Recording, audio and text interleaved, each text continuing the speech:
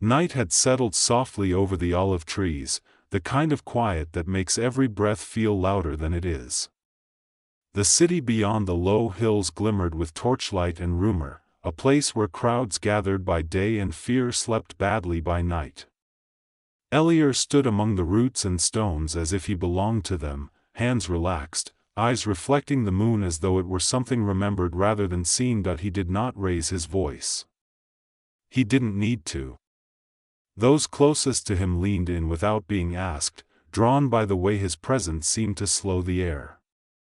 "Some of you have felt it already," he said, almost casually. "A pressure that isn't yours. Thoughts that arrive fully formed, dressed as your own." A few exchanged looks. No one laughed. Elier traced a line in the dirt with the edge of his sandal. "There are forces that do not rule with swords or thrones. They feed quietly. They linger where attention thins and fear thickens." He paused, letting the words land without explanation. "We call them wardens. Not because they protect you, but because they keep you in place." The name unsettled them more than any description could have. Wardens implied confinement. Cells without walls. Ronan, always the first to challenge and the last to pretend comfort, crossed his arms. "If they're so quiet," he said, "how do we know they exist at all?" Elier smiled, not at Ronan, but at the question. "Because you feel tired after doing nothing," he said. "Because you doubt yourself most when you are closest to clarity. Because fear rises without cause, and guilt follows without reason." He lifted his hand and let it fall again. "They do not invent. They amplify." A breeze moved through the grove. Leaves whispered like an audience that had heard this story before. "The wardens are drawn to a certain frequency," Elier continued. "Not belief. Not obedience. Awareness. When a person begins to notice their own being, really notice it, the wardens pay attention." He glanced around the circle. "That is why the most awake often feel the most attacked." Ronan opened his mouth, then closed it. He had felt the sudden weight in his chest during moments that should have felt light. He had blamed himself for it. Elier straightened. "You expect me to give you a prayer," he said gently. "Or a plea. Something you recite upward, hoping to be heard." A faint shake of his head. "That is not how this works." He stepped closer, lowering his voice further. "The wardens do not respond to requests. They respond to authority. And authority is not given. It is remembered." Silence stretched. Somewhere in the distance, a dog barked, then stopped. "There are two words," Elier said, "that disrupt them instantly when spoken from the right place." He did not say the words. He let the absence of them do the work. Not shouted. Not begged. Recognized. Ronan frowned. "Words," he said. "That's it?" Elier's eyes flicked to him. "Language is not what you think it is," he replied. "It is not decoration. It is structure. When spoken unconsciously, it builds cages. When spoken consciously, it opens doors." He knelt, pressing his palm flat against the earth.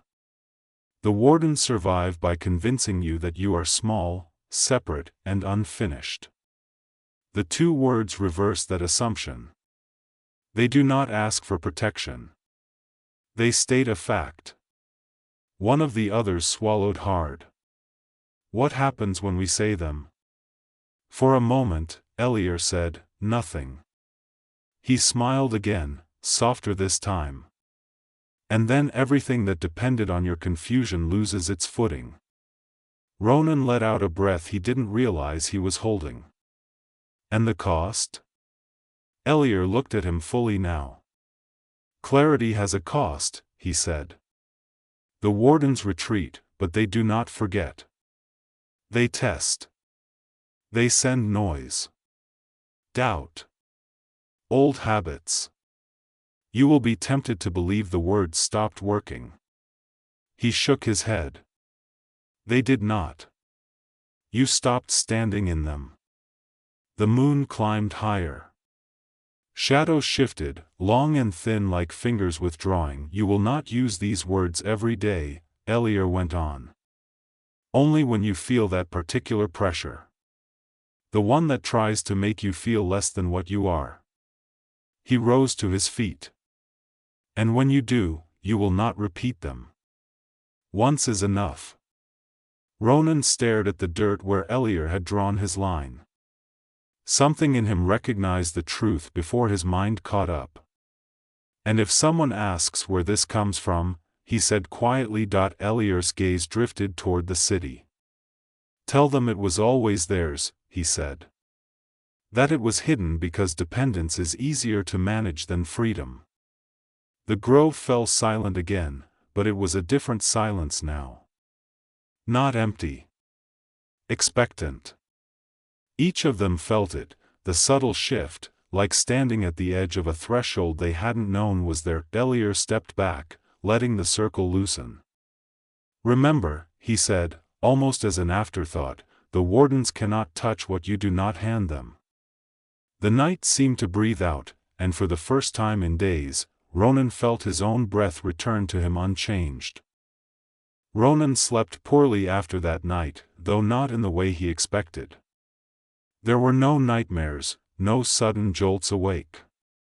Instead, his sleep was shallow, like floating just beneath the surface of water, aware of every shift. When morning came, he felt exposed, as if something thin had been peeled away. By midday, the pressure arrived. It wasn't dramatic. That was the unsettling part. It showed up as a mild irritation, a sense that everything around him was slightly off. Words from others landed wrong. Small sounds grated. His thoughts began circling familiar paths, old regrets, half-remembered failures, each one whispering the same quiet message, "You're not doing this right." Ronan stopped walking. Elier's voice returned to him, not as a memory but as a tone. They amplified. He realized something then that made his stomach tighten. The pressure didn't feel foreign. It felt intimate. Like his own mind had turned against him using his own voice. That was the trap. The wardens, as Elier had described them, did not attack from outside. They leaned on existing structures, identity, habit, language, and added weight until movement felt impossible. They didn't say you are nothing. They said you should be further along by now. And the difference mattered. Ronan found a quiet corner between two stone walls, sat down, and closed his eyes. His first instinct was to push the feeling away, to argue with it, to fix it. The pressure immediately increased. He stopped trying. Silence, Elier had said. Not forced silence. The kind that arrives when you stop reaching for an answer. Ronan let his breath settle. He felt the ground under him, the weight of his body, the undeniable fact that he was here. For a few seconds, nothing happened, then came the urge to perform. To do the technique correctly. To make sure he said the words the right way. The pressure spiked again. Ronan almost laughed. Of course it did. The wardens loved effort when it came from insecurity. Effort kept the loop alive. He remembered the next part, felt existence, not thinking I exist. Feeling it. The simple, undeniable presence behind thought. The awareness that noticed the breath without naming it. For a brief moment, the pressure wavered, like static losing its signal. That was when he spoke. He didn't raise his voice. He didn't whisper either. He let the words come from that quiet place beneath the noise, where explanation felt unnecessary. Two words, spoken once, cleanly, without adornment. There was no flash of light. No dramatic sensation, instead, the pressure collapsed, not faded. Not eased. Collapsed, like a tent whose poles had been removed. The thoughts that had been circling lost their cohesion. The irritation drained away, leaving behind a neutral clarity that felt almost unfamiliar. Ronan opened his eyes slowly. The world looked the same. And yet, something subtle had shifted. The stone walls felt less confining. The air seemed wider. He noticed how quiet his mind was, not empty, but unoccupied. Later that evening, he found Elier sitting alone, watching the last light stretch across the hills. Ronan hesitated, then sat beside him. They pushed back, Ronan said finally. Elier nodded. Of course they do. It felt personal, Ronan added. Like they knew exactly where to press. They do, Elier said. They learn you through repetition. Every time you identify with a thought, every time you confuse awareness with content, you give them a map. Ronan frowned. So the words erase them? Elier shook his head. No. The words remove their leverage. He glanced sideways. The wardens can't exist where authority is assumed rather than requested. Ronan considered that. And the tests? They come next, Elier said calmly. Not as attacks, but as invitations. Old patterns will resurface. Familiar doubts will knock. You'll be tempted to believe the clarity was temporary. And if I do? Then you'll feel the pressure again, Elier replied. And you'll have another chance to recognize what's happening. Ronan exhaled slowly. So it's not a shield. No, Elier said. It's a reminder. They sat in silence for a while. Ronan noticed something else now, a faint, almost amused curiosity beneath Elier's calm. There's something you're not saying, Ronan said. Elier smiled. There always is. The words, Ronan continued. If they're so effective, why hide them at all? Elier's gaze moved back to the horizon.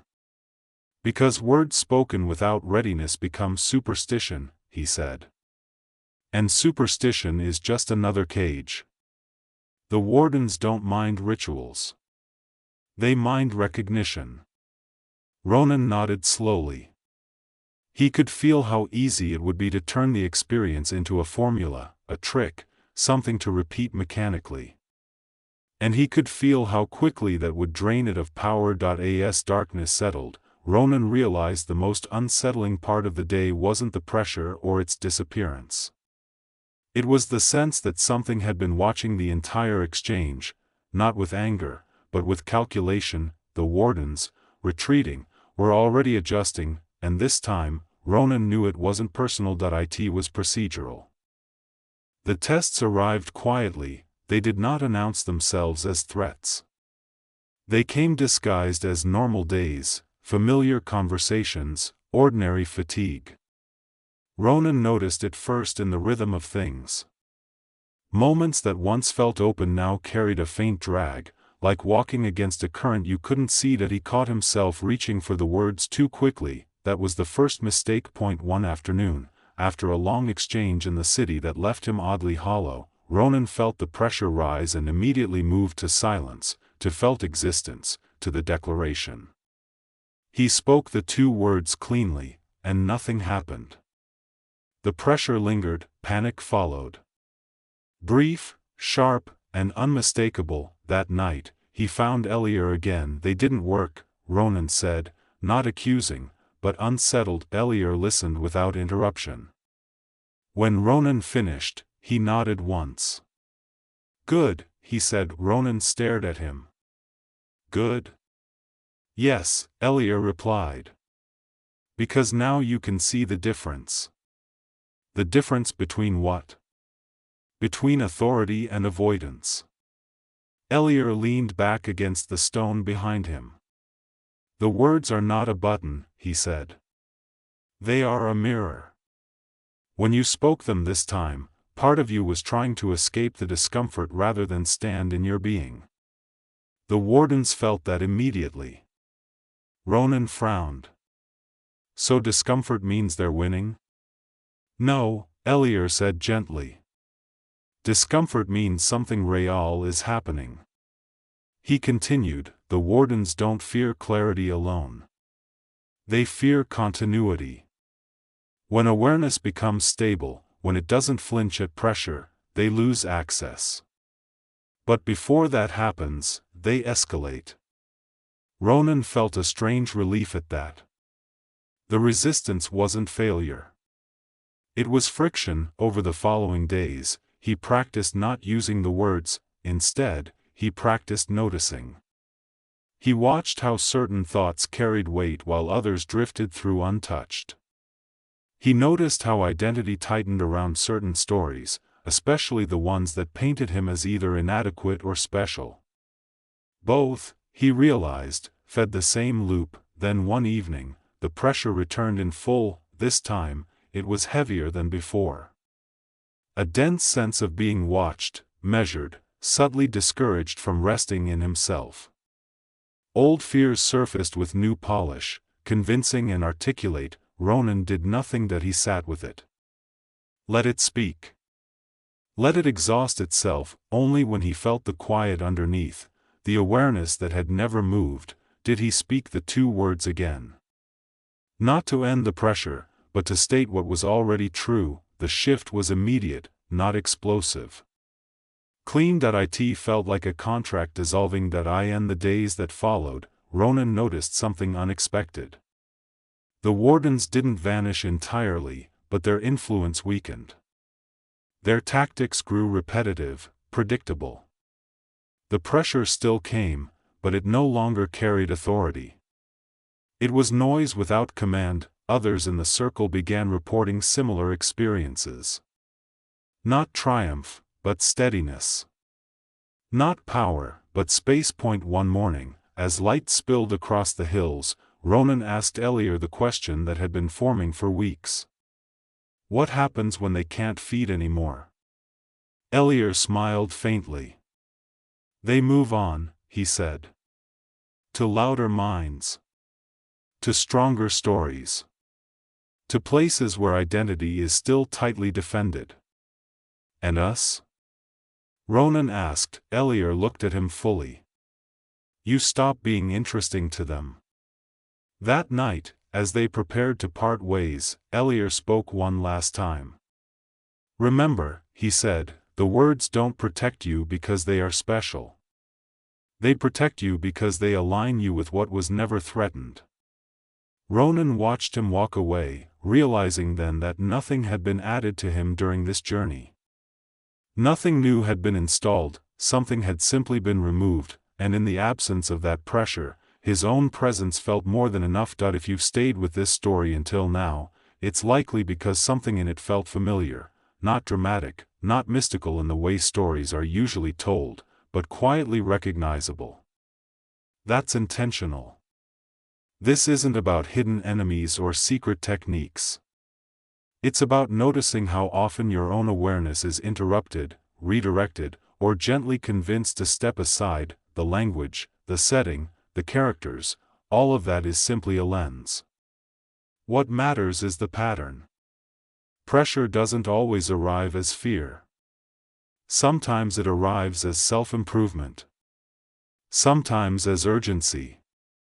Sometimes as the sense that you are not quite enough yet. When that happens, the invitation isn't to fight harder.